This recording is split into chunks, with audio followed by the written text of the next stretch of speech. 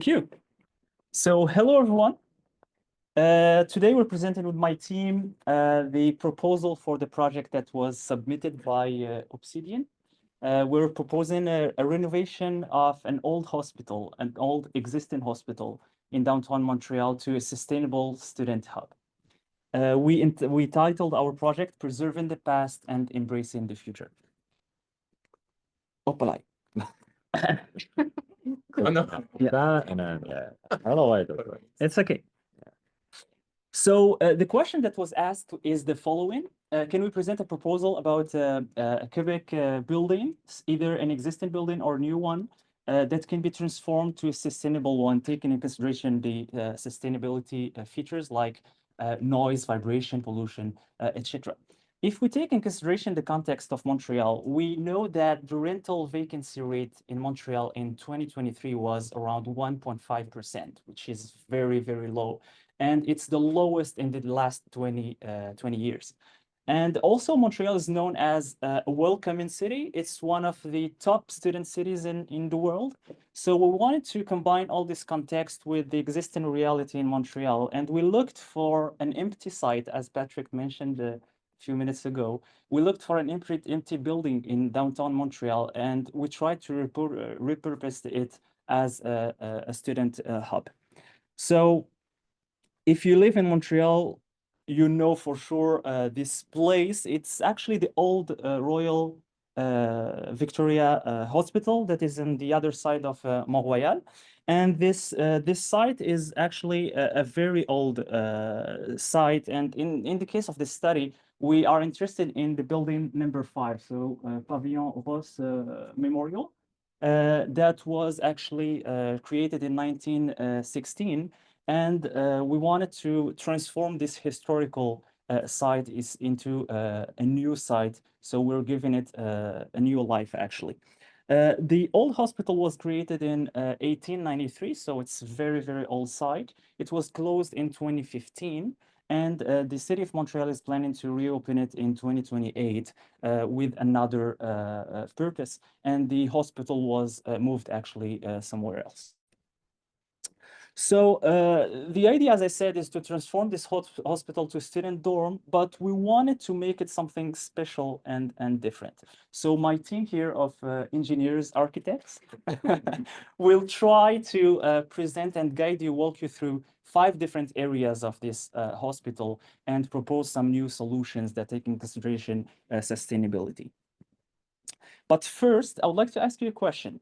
What would make you choose a sustainable dorm versus a traditional one? So if you can take 1 minute or 2 and submit some answers, it will be interesting to see what you think and what you need.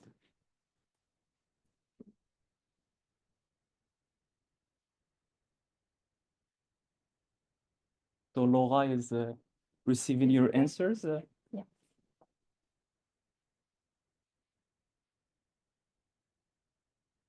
Do you have some Not answers? yet. That's good, okay. No, okay. Not that appear, like price, sustainable, comfortable, clean, new technologies, Interesting. innovative, amenities. I'm not sure if Professor Farida, Make sure the camera over but she's hearing us. Okay. So these are very interesting keywords, and our team thought about this. I think it's okay. Yeah. Thought about this, but we asked ourselves, with these keywords, can we take also in consideration something that is a standard? So we looked into certifications that exist already. We had a chance to have presentations last week about these certifications, and we tried to focus on a certification that is modern, global, and also takes in consideration the historical aspect of this site. So it's very important to preserve a building like this old hospital, because it's part of the culture of the city, part of the architectural richness. And the challenge is that it was constructed even before the modern HVAC system. So it's very complex architectural and structural design. And there is also the social aspects. We will modify an old building so the social acceptance can be an element of resistance. So we took all this in consideration, and we found a certification that can give us a grade for an old building called GBC Historic Building, which is a variation of LEED certification that takes in consideration 8 aspects. So we can see here the 8 aspects with the points, and we can see clearly that historic value is something very important. In this certification, it counts for 18.2%. There are also all the other aspects that we know of sustainability, but at the end, we can see also the regional priority. So we thought that this LEED certification in this form can be very interesting and will draw the guidelines for our suggestions and proposal. This is the grid if you're interested about the details. And now I'll give the floor to Jimmy to walk us through the best student sustainable hub in Montreal. Yes, so let's take a walk through the floor plan of the Pavilion Ross Memorial. So starting off with the living quarters, here's the overview of a vision board that we've constructed for living quarters that covers kind of the solutions that we've found. So we generate a big mind map for all of the areas of the building. From that, we identified 7 categories of improvements relating to living quarters that can be applied. Starting off, to reduce electricity costs, we can install collapsible clothes hangers and racks in each dorm. So this avoids a reliance on machine dryers while providing a space-efficient and cost-efficient way of drying clothes for the students. Next, we reduce overall consumption, so both water and electricity, by providing machine washable towels, installing dual flush bidet toilets, energy efficient LED bulbs, and also induction stoves in the entire building's kitchens, not just dorms. To improve heat and noise insulation in the very old building, we plan to retrofit triple pane windows and add additional insulation in the new walls or replace old insulation in the old walls, and also add insulation on the exterior or on the walls rather than inside the walls as well. Next, we plan to upgrade to a heat pump system to maximize the energy efficiency, as this transfers the heat rather than generate heat and then moves it somewhere. We can also implement hydronic floor heating. So it's a floor heating method that uses water that circulates. So you can have a central boiler and you can move the water around to complement the HVAC system. So not just relying solely on air heating from the HVAC. Next, each room will be equipped with smart systems that will operate according to the building's occupancy, dorm occupancy, common room occupancy, and also the student habits. So we can also implement AI models to kind of predict the generic habits of the students, while also providing some control in each dorm as well.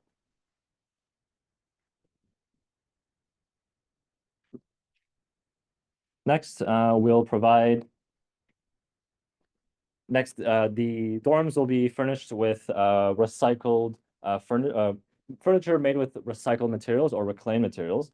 So here are some examples of chairs and sofas made with both recycled plastic and recuperated signs.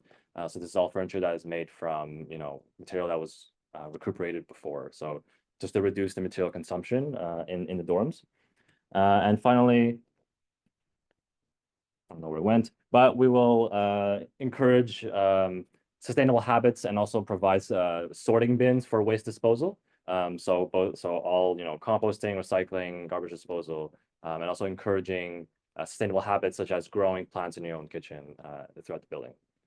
So here's a potential view of the living quarters. So we can see the bathrooms, you can see the bedrooms, kitchens, laundry rooms, incorporating various aspects that improve the sustainability. So moving on. So now I will present you the amenities. So with the amenities, we wanted to contribute to make the building more functional, comfortable, and resource efficient. And we wanted to create a smart building which improve energy use, well-being, and community interaction. So first, I talk about healthcare and with the medical room.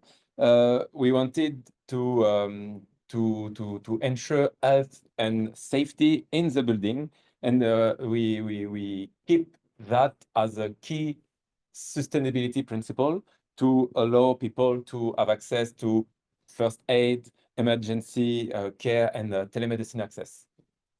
Another room is a library, and we want with it to encourage learning and fostering intellectual well-being. And for that, we add noise insulation and the natural lighting for the comfort and for the productivity. So it's kind of the same for the study space, but for the study space, we think of a really easy access room, and we wanted it to be available even late for the group works and projects. And we used reclaimed wood and low energy lighting for the sustainability.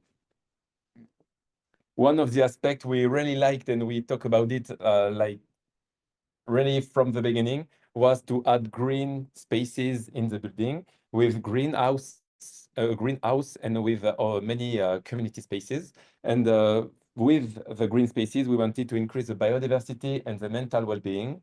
And we wanted to reduce noise pollution, improve air circulation, collect the rainwater, and produce lighting with a solar empowered panels. And with all of that, we wanted a greenhouse self-sustaining. And with everything, with all of that, we want to provide local food production through community gardens and community gardening, and encourage a social mix by allowing different groups from all the university to mix. And as a proposal, we can see with some pictures here that a smart integration of nature and human-centered design will ensure the building to serve both people and the sustainability of our needs. And so now I will just let Zoe to present. Perfect. Thank you, Jeremy. So the next thing we're going to be talking about is the idea of community. So in terms of sustainable designing, we want to make sure that the student is the center of our design. So we are going to include certain aspects. First off would be education. So these students are still at a developing age, they're developing habits, and we want to be able to reinforce the idea of sustainable habits and living in their daily lives. So the idea of having educational plaques posted throughout the building to both educate them on the history of the building, as well as like why we've chosen certain materials or things like that, to get the students thinking about the idea of sustainability as a whole. We're also going to have we're going to be sorting our garbage, but we're also going to be educating them on what goes where. So it's very easy to assume that someone knows what's compostable and what isn't, but we're going to make it very clear with images and stuff like that to help them, guide them through, so that it just becomes second nature to sort their recycling and garbage. The other thing we're going to look at is the materials. So it is a brick building, and a historical one at that. So we are going to keep the brick as for the building envelope. And we found a company actually based in Montreal called Brick Recyc. And they come in and they basically just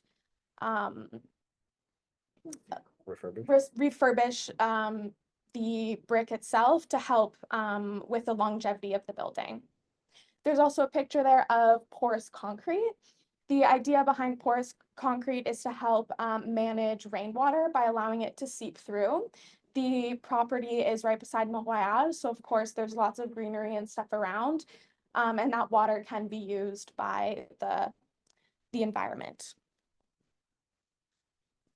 So there's also the idea of green mobility. So we want to provide access to car sharing, as well as charging stations for students to help them choose how they're going to make their way around the community. One idea here you can see is the idea of a bike lift. So the location of this site is on a huge hill, which would deter a lot of people from using their bikes. So we decided it would be best to implement this bike lift that would help kind of get the students back up to their dorm, make it a lot easier, and kind of help them, you know, instead of being like, oh, I don't want to do that hill today, and potentially use their car, they'll then use their bikes, as well as have Bixi stations available for students who might not own their own bike. Greenery is a concept that keeps coming up. So not only greenery on the actual site itself, but around. So there's Mont Royal right behind. So encourage students to use those amenities as they will and make that part of their overall lifestyle. These are, again, ideas of what that would look like with some AI generated images.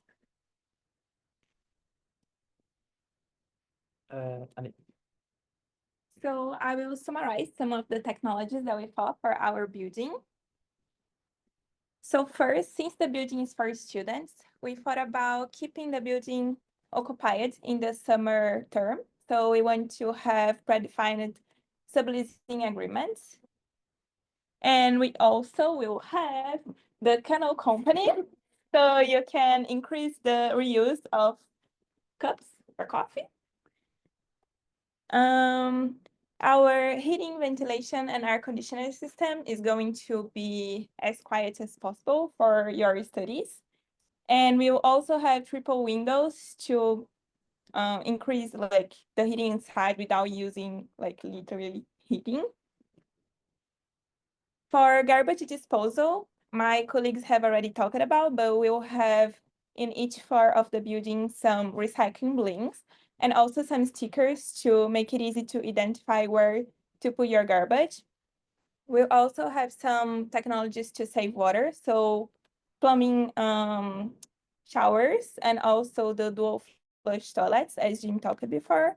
So this is an idea to try to save the water consumption, but we also collect water from the rain. So we'll have this system to collect the water and to use in the building.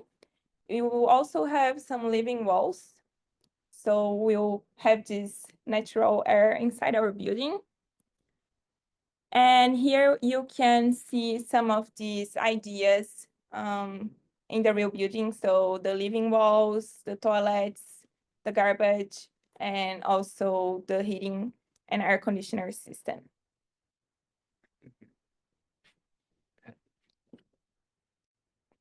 So thank you, Aline. Then we are talking about the basement. So in there, what we want to have is multifunctional spaces. So basically what we want is to encourage self-care for the student, especially mental wellness, relaxation, and social interaction, which is sometimes a problem for a lot of students. So if we could have that in this space, that would be great. So for example, we would have here kind of a workshop area where you could have kind of like a fab lab, several type of equipments, for example, a 3D printer where you can build some screws that you are missing in your apartment or some things you need to construct or repair. You could have a kind of a library also to share books and discuss about them. You could have also a space to have board games, to do a little bit of music, a TV area, and for physical activity, perhaps a table tennis area. So now we just took the elevator to get to the basement. This would look like this, so a workshop, meditation area, table tennis area, a library that we discussed also earlier, those type of spaces.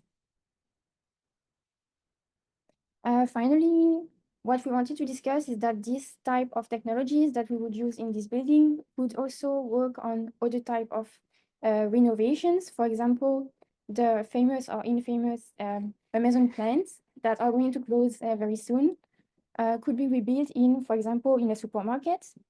A church could be redesigned to have a living space if they are unused and available.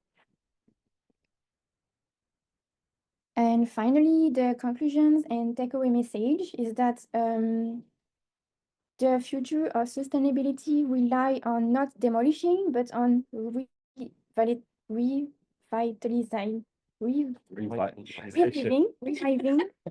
the already and preserving history of the buildings, lower the carbon footprints, recycle materials, reuse renewable energy, etc. And also foster a community well-being, create a social, inclusive, comfortable place for everyone that would live in the space.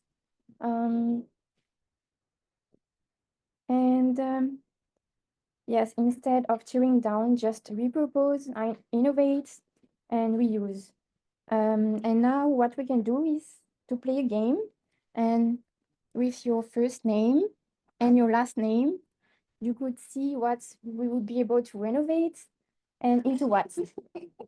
Small, but Yes.